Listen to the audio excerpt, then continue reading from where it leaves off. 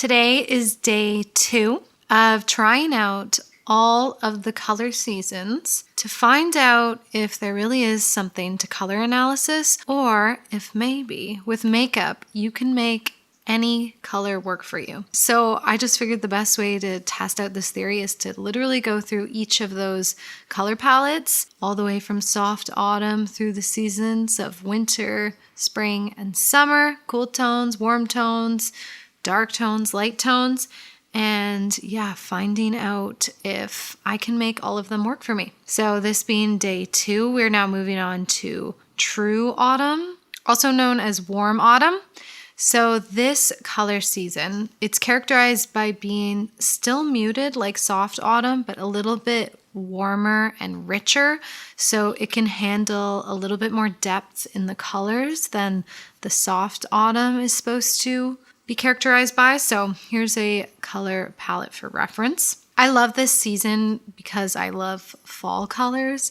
My house has a lot of these colors, like the kitchen's orange. And anyway, I find this color palette is really just warm, inviting, inspiring, and yeah, characterized by having a little bit more of that vividness. Think of the peak of autumn, right?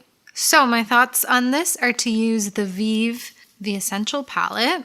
We're going to be using kind of this orangey red because this to me is just a quintessential true autumn shade. I'm going to use that for eyeshadow, kind of do a bit of a monochrome-ish moment with that and really lean into these sort of richer orangey reds. So I've got my true autumn sweater on, got my nails painted, so it's an orange kind of day today, which I'm excited about because orange is my favorite color. Now I have foundation on and I did do my brows off camera. I did my brows in the last episode, I guess you can call these episodes, the last video, where I just fill them in red with some eyeshadow and just kind of fill in the gaps and tint them a little bit. So anyway, that's done, and we're gonna do blush bronzer first. Apologies if you can hear some sounds in the background. It's like snowing, raining right now. It's raining. What do you call it when it's doing both? I don't know, but it's like ice. Ice is falling from the sky. Okay, blush. Yeah, love a true autumn blush moment for sure. I think I'm gonna do a bit of mixology. So I have here from Rose Inc. This is Foxglove. This is a beautiful, beautiful sort of apricot-y shade, and I do love the formula. I'm gonna richen it and deepen it just a little bit by mixing it with Nude Sticks Deep Maple A, which is like a, kind of like this sweater, really. This is old. I've been using this for a long time. Hope she's still kicking. Honestly, a lot of makeup I use for many a year, so. Okay, so just mixing them together. Yeah, that is very pretty. If anything, I can lean a bit more into that deep maple A, I think. Okay, done. Here we are. No. Just blend it around. Just really start to bring that color and saturation into the skin. So if you kind of go overboard on blush like this, sometimes I almost kind of do it on purpose, like go overboard, because I can always just go over with my foundation brush and it kind of just buffs and blends it really nicely. I'm gonna go in with a bronzer that's technically a little bit dark for my complexion if I use it too heavy-handed. This is from Vieve, so it's kind of a Vieve themed day today, and it's the Modern Bronzer in medium. I definitely could have gone for light, but yeah, why not lean into the warmth and things being a little bit deeper? So this actually has this shade is a little bit lighter, so I'll go into that. There's a time I was obsessed with bronzer. I used to go really heavy-handed with it. And it's the depth of winter right now, so it's gotta be a little bit careful here. Now, I find this color season, like some of the examples I've seen online, a little bit confusing. They do use a lot of classic redheads to exemplify this one. For example, Julianne Moore. And they say like one of the first things you notice about like the autumn season is the warmth. And to be honest, like Julianne Moore, like her skin to me is very like pale and icy. I almost think she's a cool tone, but maybe that's just me. I do kind of want to go a little bit heavy, maybe even a little bit on the nose. Okay, I think I'm gonna put a little bit of powder blush on too to set it and just to further lean into these tones. This is from Vieve as well. It's the shade Piazza. So a terracotta red, just a little bit.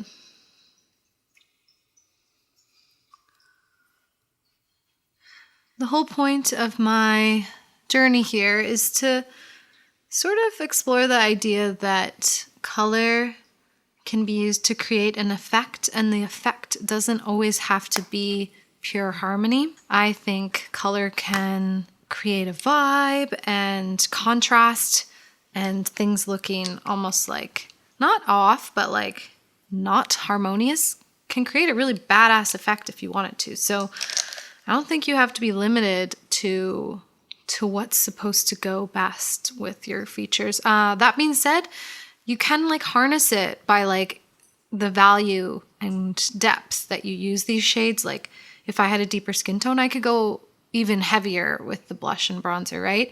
But I can still use the same products, just a little bit lighter. So anyway, something to bear in mind for yourself and going forward. I'm gonna go in with the Vieve Highlighter too. Like I said, a Vieve theme today. This is the shade Bijou. It's a champagne gold. This is a massive highlighter. I don't think I'm ever gonna get through it. The only thing I don't like about it is like there's, I don't know if you can tell, but there's little flakes of gold in it. When Jamie Genevieve, the founder, uses these highlighters, they look really like buttery on her, but I don't know. Some of those sparkles are a bit much for me, but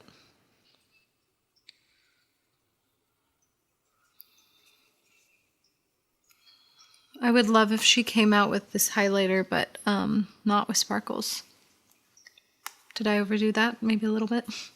Just gonna powder center of the face. Okay, eyeshadow. Let's go straight into the fun shade. Why not? So this orange here, Cozy. When you think of the autumn color seasons, well, frankly, this is just basically the perfect palette to showcase it. But an orange, you know, it can also be super vibrant. Like think of neon orange, for example, or it can have that mutedness and depth to it. And that's what's going to characterize this season. And that can go for other colors like blue, green as well. Just like having that toned down feel that's reminiscent of autumn. Autumn and its beauty.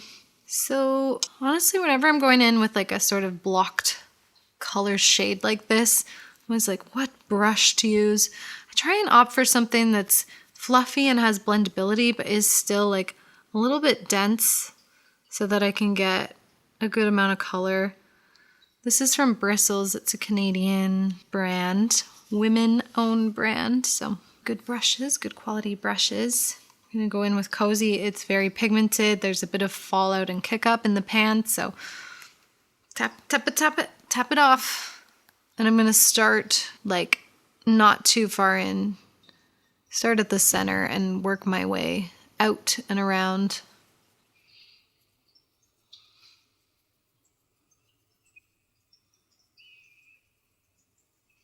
Also, I want to do this series because even if we may fall into a category of like cool tones or lighter tones working better on us, that doesn't mean we're going to like those colors. A lot of people like the colors they like, right?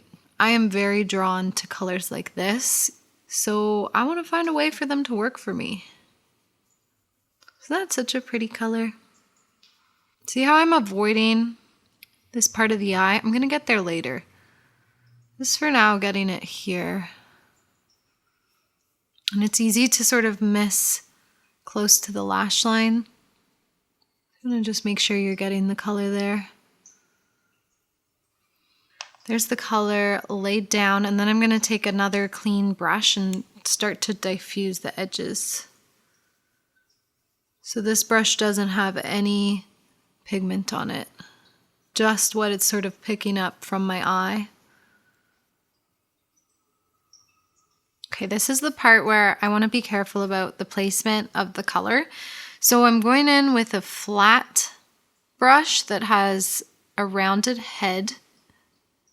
It's clean right now, but the whole point is that I can get into this detail here without it getting messy.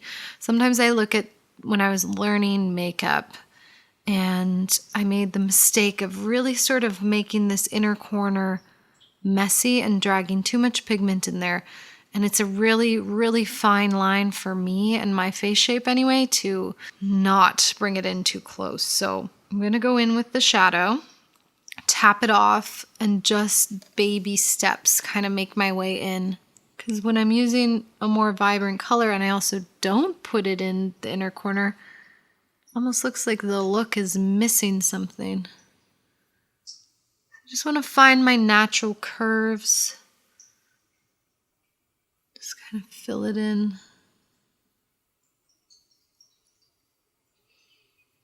Sort of like a cut crease. I'm going to keep it like that for now. Looks like I have a black eye, but it's an orange eye. So same thing on the other side, just that blend and being mindful of the inner corner.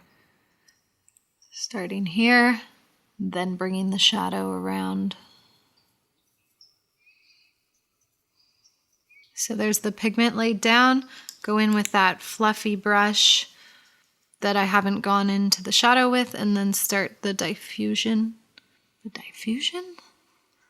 Only raising my brows to like get the pigment in there, not to sort of find the shape so much. I'm also being mindful not to bring the shadow too far out. That's when the look starts to take on a bit more of a theatrical effect. I'm going to go into the shade So Shy to brighten up the inner corner a little bit and just under the brow bone. Just brighten that back up. And right here. I'm so tempted to do a winged liner with this look. It would create such beautiful like contrast with it. However, we're sticking with the true autumn color season, which is going to mean still things muted and no harsh blacks. So instead I'm going to use the dark brown in this palette. It's called Lava Rock. And I'm not quite sure yet if I'm going to do like a full-on wing or just sort of like a little bit of darkening gesture toward the outer edges. We'll see, but like I just want to create a little bit more going on in the look before I move on to lashes. So just a dark brown moment. We'll see where it goes. I have like a sort of rounded pencil brush just to start. And an angled brush. When I'm doing a bit of a wing with eyeshadow and an angled brush, sometimes I kind of use the whole shape of the brush to stamp the wing on a little bit. To make this a little bit darker, I'm going to go in with a eyeliner, a pencil liner from Makeup Forever. This is Dimensional Dark Brown, so I just want to make sure that this has a little bit more of that depth that you can get from a liner. Or alternatively, I could like spray setting spray into the pan and create a liner with the shadow, but this is in front of me right now, so I'm going to do this.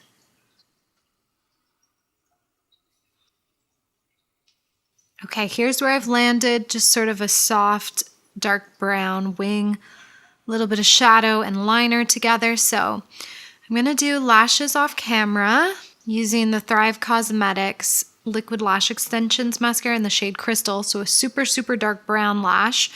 I'll put some little half lashes on the end of it too, just to bring that impact, and then we'll finish it off with probably some more orange on the lips. Okay, lashes are on and time to finish it off with lips. I've swatched a couple shades here, 2 oranges. I'm torn between which one to use. On the top, I've got the Fenty Freckle Fiesta. It's a little bit more vibrant, similar to the eyeshadow. And then on the bottom is Vieve Power Suit, which is a little bit more brown. I think it might be fun to lean into the more vibrant one today, just to like really pull that orange on the lid forward with a super monochrome moment. So let's do that. Lining first with Vieve Bark. This is a dark brown, really needs a sharpen. Oh no.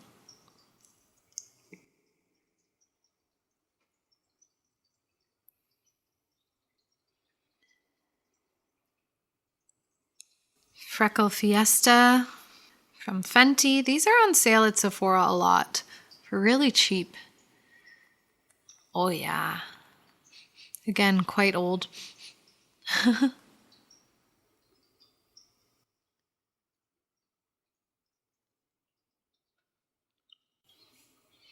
Now here we are with the finished look. Very, very orange, very autumnal.